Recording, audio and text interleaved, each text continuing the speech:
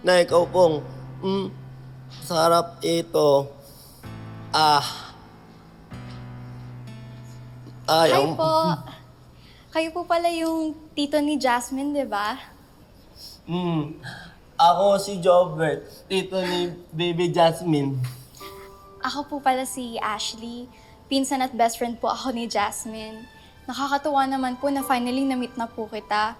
Kinikwento ko lang po kasi niya sa akin eh. Friend ka ni Baby Jasmine. Friends na din tayo. Opo, kasi po kahit ngayon lang po tayo nagkita, pareho po tayo nagkikare para kay Jasmine. Friend mo din po.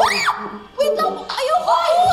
Bakit? Mami, hindi po, wait! Mami, wait lang po! Hindi po... Tinatakot mo siya, no? Hindi naman po siya nananakit. Nagulat lang po ako sa pagong. Layuan mo ang anak ko! Tama na po. Hindi kayo nababagay na magkasama. Baka mamaya mahawa ka pa sa pagiging kurong-kurong nito. Anong nangyayari dito? Bakit mo inaaway ang kapatid ko?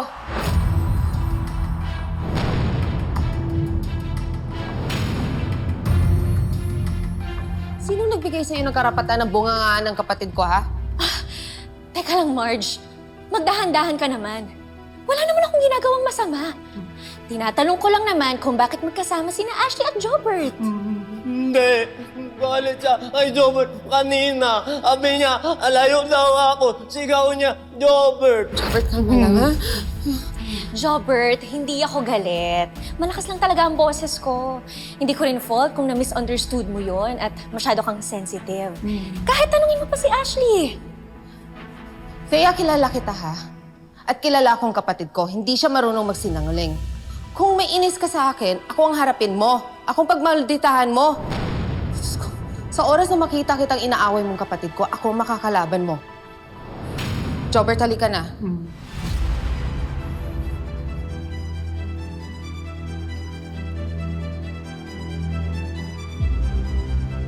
At ikaw naman, ayoko na makikitang kinakausap mo yung krung-krung na yun, ha?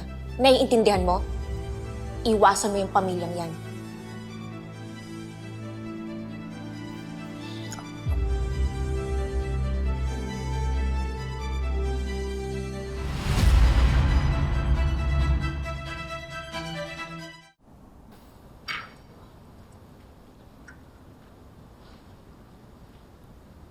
Opo, ma'am.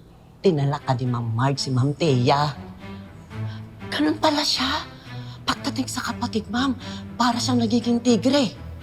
Sinasabi ko na nga ba, hindi pa man din sila nagtatagal. Gulo na kaagad yung dala ng pamilya ni Marge. Hindi ako papayag na sirain nila ang katahimikan ng pamamahay.